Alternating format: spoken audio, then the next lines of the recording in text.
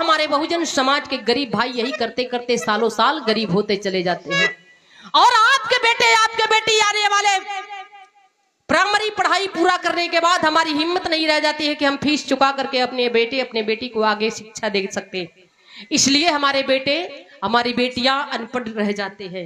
इसलिए हमें इसमें भटकाया गया, इसमें झुराया गया कि आप शिक्षा विहीन रहोगे तो हमारे कहा हुआ मानोगे, हमारे गुलाम बनकर रहोगे। हम जिसे मानते जिसे जानते जो हमें हक अधिकार सम्मान देता है हम उसको जानते हैं। तो ऐ मेरी माँ बहने एक बात और बता देना चाहती हूँ, क्या मुसलमान भाई की बीवियां कभी करवा चौथ नहीं करती? उनकी उम्रियां नहीं बढ़ती है? वो नहीं जिंदा रहते हैं क्या? ऐसा तो नहीं है कि वो लोग पति पत्नी नहीं, उन लोगों का कुछ कोई मतलब नहीं है। तो सारे पैसे जितने पैसे आए हुए त्योहार में आप खर्च करते हैं, हमारे लिए त्योहार गुनाह है। त्योहार माने हमारी हार, हमारी और आपकी हार, इसी को त्योहार बनाते हैं। हमारे सभी संत गुरु महापुरुषों के पराजित के लिए ये त्योहार मनाए हैं और हमें इसमें भ्रमित किया गया है। तो सारे पैसे को इकट्ठा करिए और अपने बेटे अपने बेटियों को शिक्षा की तरफ ले चलिए। अगर मेरी बात थोड़ा सा भी अगर अच्छी लगे इसे ग्रहण करिए। तो आए वाले कल में अगर आपके बेटे आपके बेटी पढ़ते हैं और आप इतना कर देते हैं तो आने वाले जनरेशन में आपका बेटा आपकी बेटी आईएएस पीसीएस डॉक्टर इंजीनियर की श्रेणी में चलकर खड़े होंगे। ये बात नहीं है तो मान कर देखिए। इसलिए मेरा कहना है मेरे गीत के माध्यम से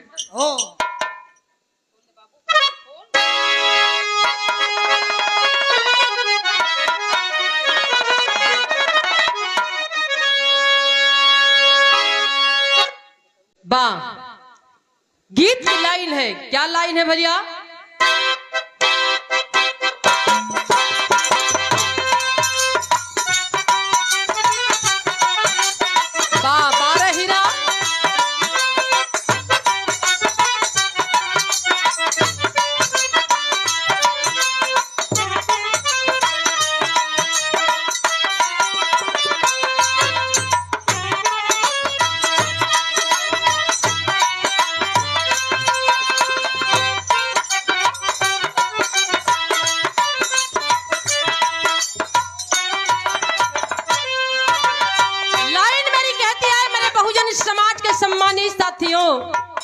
मेरे बहुजन समाज के बुजुर्गों, मेरी बहुजन समाज की माँ बहने, अगर हमें अपनी बात रखने की ताकत और हौसला ये मंच मिला है, हमें पढ़ने का अधिकार मिला है, हमें समाज में जीने का अधिकार मिला है, उस अधिकार को देने दिलाने वाले विश्व रत्न बोधिसत्व बाबा साहब अंबेडकर की देन है, ना कि किसी देवी देवताओं की। इसलिए मेरी लाइन कहती है आप कब तक सोए रहोगे, जग जाओ अब से। ये गीत मेरी कहती है क्या?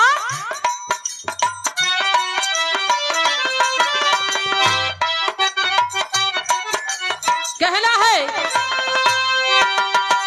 खोला अखिया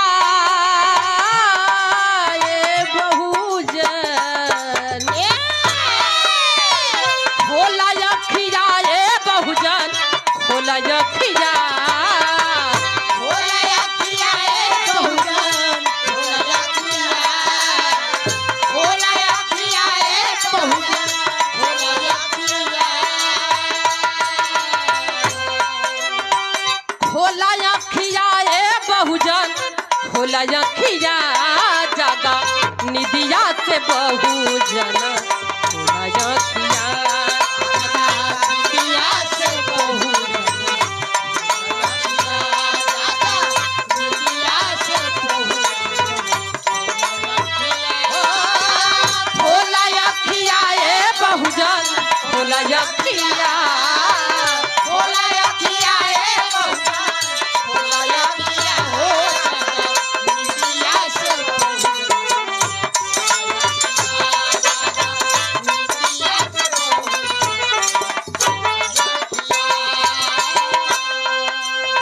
हमें सिखाया गया कि आप वेद पढ़िए, रामायण पढ़िए, गीता को पढ़िए, और मेरा बहुजन समाज उसी पर टूटा हुआ है। खुद को जातियों में बांटने के बाद अभी भी हक अधिकार के बात इन्हें के समझ में कुछ लोगन के नहीं आवत हो।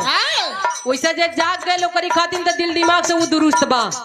लेकिन आप लोगों को हमारा प्रयास है कि हमारे सभी बहुजन भाई इस बात को समझें और सुनें। लाइन मेरी कहती है क्या कब तक सोए रहोगे। हक अधिकार की बात आती है, मान सम्मान की बात आती है तो कहना है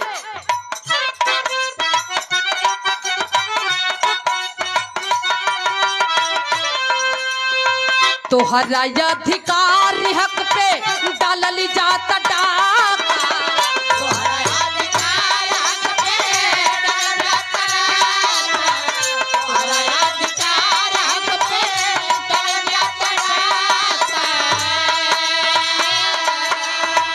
माने स्वाभिमान के अरे माने स्वाभिमान के मिटावल जाता फाका।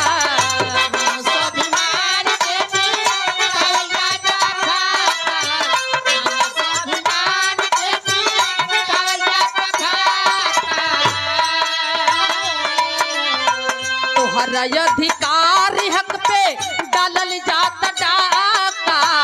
माने स्वाभिमान के मिटावल जाता फाका। बाजी करे बढ़ी चढ़ी तुहरी छतिया। राजी करे बढ़ी चढ़ी तुहरी छतिया। जगा निगिया से बहुजन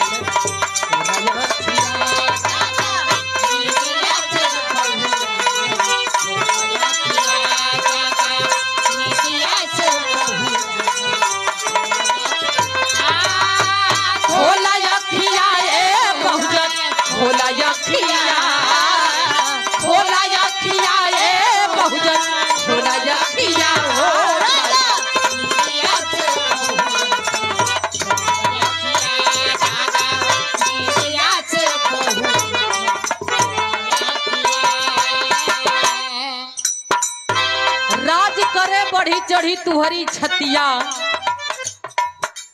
जागा निदिया से बहुजन खोला अखिया। हमें यह बताया गया कि तुम भागवत पढ़ो, तुम रामायण पढ़ो, तुम गीता पढ़ो, इससे तुम्हारे घर में शांति बनी रहेगी, पद प्रतिष्ठा मान सम्मान यश वैभव हमेशा बना रहेगा। और एक खुद संविधान पढ़ने के बाद इनके बेटे इनकी बेटियां चल करके विदेशों में पढ़ाई कर रहे हैं। इस बात को सोचने की विषय है। लाइन मेरी कहती है क्या कह रही है मास्टर भैया।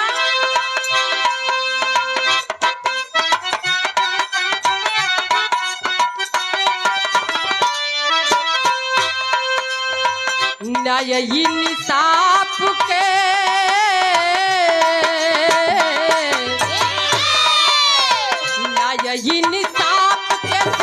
खाली जाता बगीचा।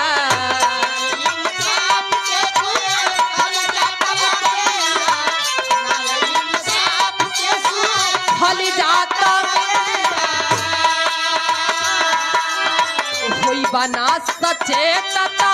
होई बना सचेतता लगी जाई अगिया।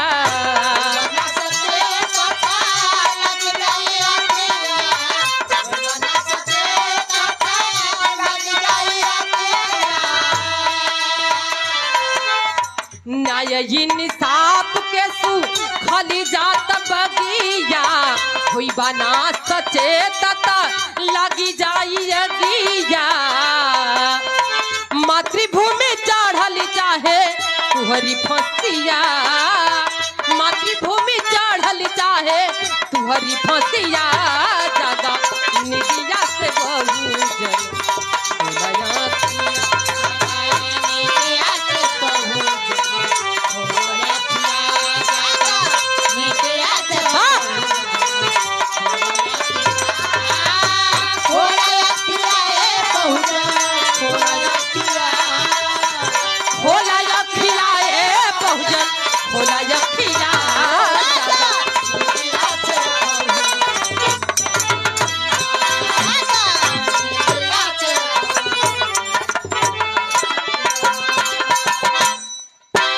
जागा निदिया से बहुजन खोला यखिया। आए मेरे बहुजन समाज के सम्मानित साथियों, आए मेरे बहुजन समाज की माएं, आए मेरी बहुजन समाज के बहनें, आप लोगों से ये निवेदन है कि अपने महापुरुषों को, अपने बच्चों को बताइए, पढ़ाइए, समझाइए, तब जाकर के अपने हक हुकूक की बातें कर सकेंगे। और उसके लिए हमें सबसे बड़ी बात शिक्षा बहुत जरूरी है। अगर अपने बच्चों को आपने शिक्षित कर लिया तो ये लड़ाई आसान हो जाएगी, नहीं तो आने वाली पीढ़ियां नस्तनाबूद होने में कोई कसर नहीं छोड़ेंगे। आखिरी लाइन इस गीत की कहना है मुझे, क्या है बाबू मास्टर भैया?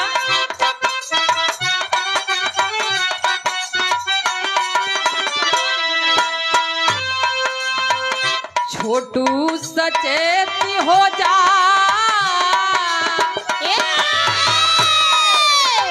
छोटू सचेत हो जा, संतोष भैया,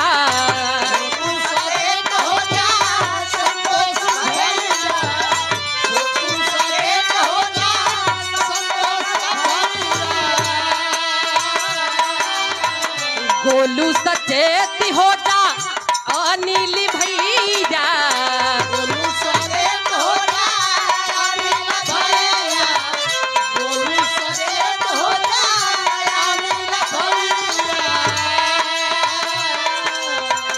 एकता बिनी डूबी जाई, एकता बिनी डूबी जाई, बहुजन के नैया,